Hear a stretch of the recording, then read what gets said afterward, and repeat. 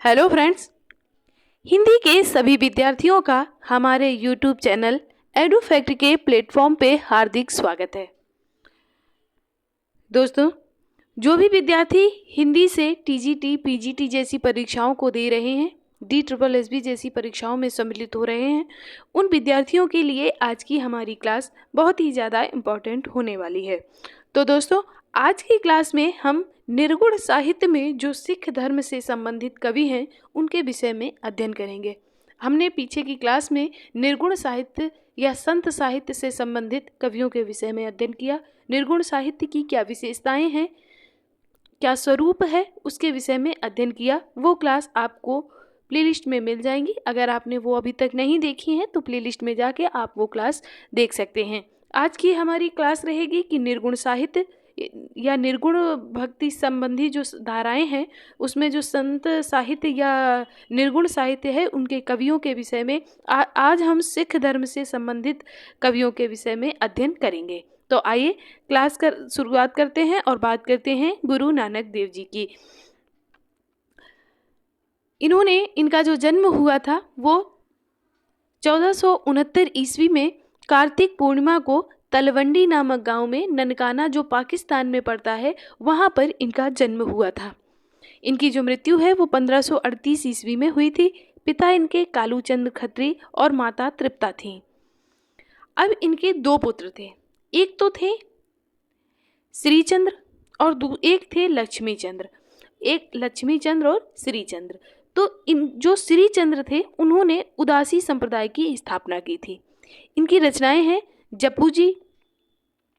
जो इनकी जपू जी नामक रचना है उसमें नानक जी जो दार्शनिक बातें बताया करते थे, जो दार्शनिक सिद्धांत बताया करते थे, उनका वर्णन किया गया है। कौन सी रचना में? जपू जी रचना में।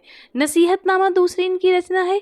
ये इनकी बहुत ही महत्वपूर्ण रचना है और ये एग्जाम में पूछी भी गई है। इसके बाद में इनकी रचना है असारी दीवार, रहीरास, सोहिला, और ये सिख धर्म के प्रवर्तक थे। जो गुरु नानक देव जी थे ये सिख धर्म के प्रवर्तक थे और ये इनकी जो दार्शनिक विचारधारा की दृष्टि से ये भेदाभेदी सिद्धांत से संबंधित थे। ये बात आप जरूर याद कर लीजिए कि इनका संबंध किस सिद्धांत से था, तो भेदाभेदी सिद्धांत से इनका संबंध था। अब आगे बात करते हैं। ये बाबर के समकालीन थे और जो इनकी रचनाएं हैं वो गुरु ग्रंथ साहिब में संकलित हैं। इनका संकलन 1604 में अर्जुन देव ने किया था। नानक के दो पदों का संकलन गुरु ग्रंथ साहिब के महला नामक प्रकरण में किया गया है। जो गुरु ग्रंथ साहिब का महला नामक प्रकरण है ये बहुत ही ज़्यादा इम्पोर्टेंट है। इसमें कई सिख साहित्यों का वर्णन किया गया है और कई सिख जो कवि थे उनके कुछ पद 2, 4, 8, 10 कुछ पद इसमें महला नामक प्रकरण में संकलित हैं। तो जो ये महला नामक प्रकरण है गुरु ग्रंथ साहब का, ये बहुत ही ज़्यादा इम्पोर्टेंट है। और इनकी एक विश्व प्रसिद्ध पंक्ति जो है कि जो नर दुख में दुखी न माने, ये काफ़ी लंबी एक इनका पद है, उसकी एक ये पंक्ति है और ये कई बार पूछी गई है कि जो नर दुख में दुखी न माने, ये पंक्ति किसकी है। आइए बात करते हैं गुरु अंगद जी की। जो गुरु अंगद थे इनका जो समय रहा वो 1504 से 1552 ईस्वी में रहा। यानी इनका जो जन्म हुआ था वो 1504 में हुआ था और इनकी मृत्यु 1552 ईस्वी में हुई थी। मध्यकालीन पंजाबी भाषा में काव्य रचना की थी इन्होंने। यानी जो पंजाबी भाषा थी उसमें इन्होंने काव्य रचना तो की, लेकिन ये इनकी भाषा के निकट थे। सॉरी, यहाँ पे ब्रज नहीं लिखा, ये ब्रज भाषा के ज़्यादा निकट थे। यानी जो इनकी ब्रज भाषा थी,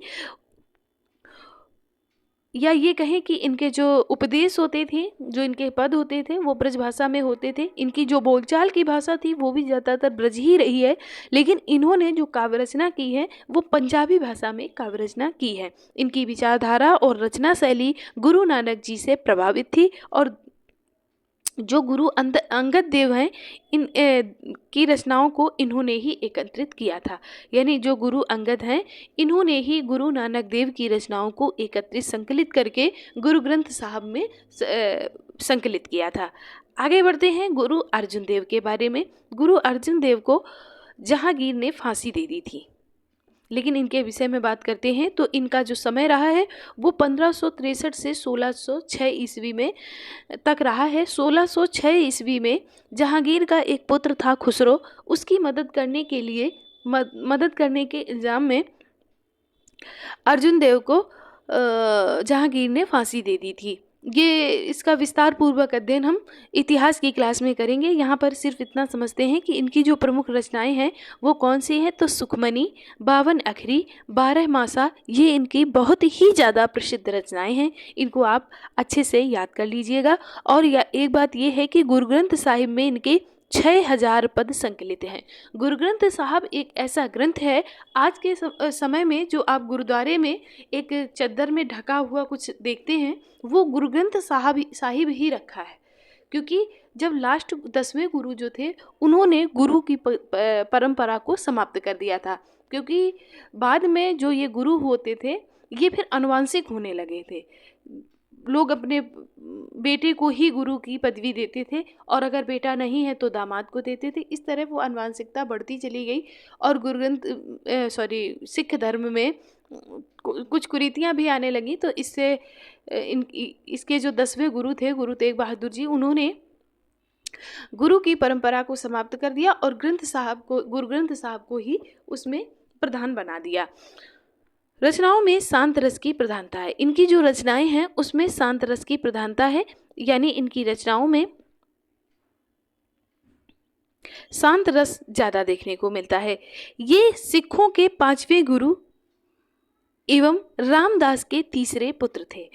अब यहीं आप देख लीजिए कि रामदास जो थे वो सिख धर्म के गुरु थे और ये रामदास के पुत्र थे, यानी यहाँ भी आनुवंशिकता देखने को मिलती है। इन्होंने ग्रंथ साहब अर्थात आदि ग्रंथ का संकलन 1604 में किया था। इनकी रचनाएं ग्रंथ साहब के 5वें महले में मिलती हैं। यहाँ पे महले है, महले में संकलित हैं।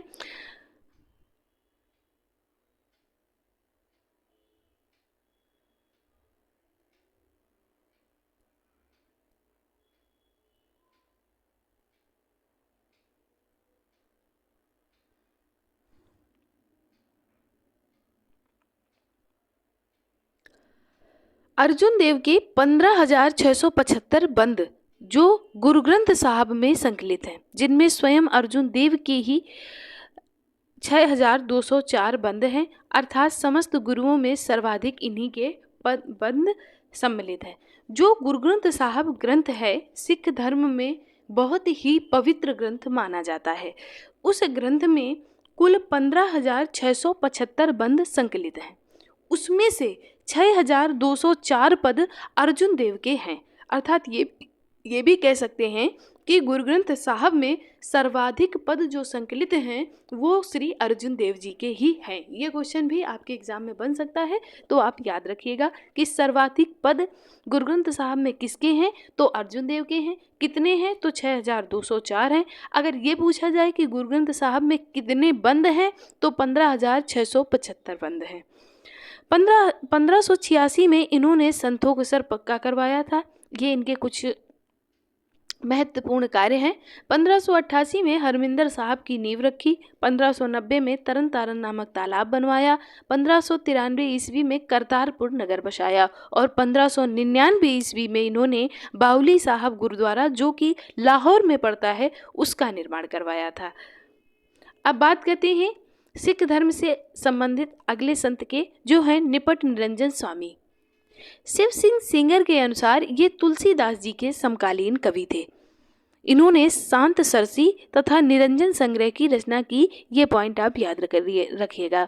माना जाता है कि ये गौड़ ब्राह्मण थे तथा दौलताबाद के निवासी थे। जो गौड़ ब्राह्मण है वो राजस्थान के क्षेत्र में ज़्यादा पाए जाते हैं। राजस्थान का जो जोधपुर की तरफ का क्षेत्र है, माना जाए कि जो पश्चिमी राजस्थान है, जो पश्चिमी राजस्थान में ये गौड़ ब्राह्मण ज़्यादा पाए जाते हैं।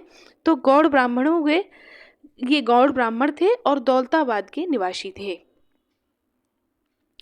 आगे हम बात करते हैं गुरु गोविंद सिंह की, जिनको गोविंद राय के नाम से भी जाना जाता था। और इनका जो समय था वो तो था 1664 से 1718 ईस्वी, यानी इनका जो जन्म हुआ था वो 1664 ईस्वी में हुआ था और इनकी मृत्यु जो हुई थी वो 1718 ईस्वी में हुई थी।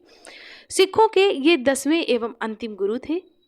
इन्होंने ही गुरु की परंपरा को समाप्त कर दिया था, क्योंकि उसमें कुछ कुरीतियों का समावेश होने लगा था और गुरु पद को आनुवांशिक मानने लगे थे, यानी जो गुरु बनता था फिर वो अपने पुत्र को ही गुरु की गद्दी देता था। इसलिए इन्होंने गुरु की परंपरा को समाप्त कर दिया था और गुरु ग्रंथ साहब को ही सर्वोच्च स्थान दिया था।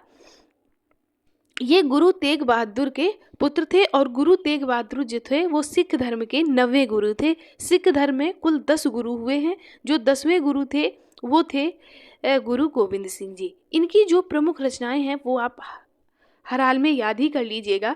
इनकी जो प्रमुख रचनाएं हैं वो हैं दसम ग्रंथ, विचित्र नाटक, जापू साहिब, चंडी चरित्र, ये चंडी चरित्र कई बार एग्जाम में पूछा गया है, शास्त्र नाममाला, चौपाई शिवम और जफरनामा। ये अलग अलग हैं, चौपाई शिवम अलग है, जफरनामा अलग है। जो जफरनामा इनकी रचना है वो असल में एक कोई रचना ना होकर जो इन्होंने औरंगजेब को पत्र लिखे थे उन पत्रों का संकलन ही इनका जफरनामा नाम से प्रकाशित हुआ था। इन्होंने खालसा पंथ का निर्माण करवाया था और इन्होंने गुरु की परंपरा को समाप्त कर स्वयं को अंतिम गुरु कहा था। अब हम बात कर लेते हैं कि जो निर्गुण संत काव्यधारा थी उस काव्यधारा में कुछ संप्रदाय जो उत्पन्न हुए और उन संप्रदायों का केंद्र कहाँ रहा और उन संप्रदाय के प्रवर्तक कौन रहे, उनको आइए हम एक लाइन में देख लेते हैं।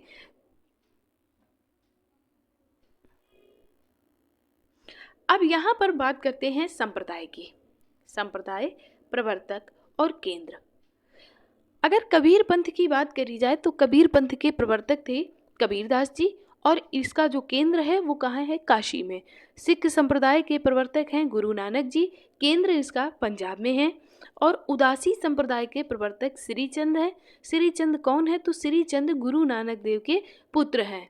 विष्णोई संप्रदाय हमने जम्बनाथ जी को पढ़ चुके हैं, जम्बनाथ जी थे। इस संप्रदाय में यज्ञ का बड़ा महत्व होता है और यज्ञ कब किया जाता है, तो अमावस्या को किया जाता है और इसका जो केंद्र है वो कहाँ पर है, तो इसका केंद्र है वो बीकानेर में है।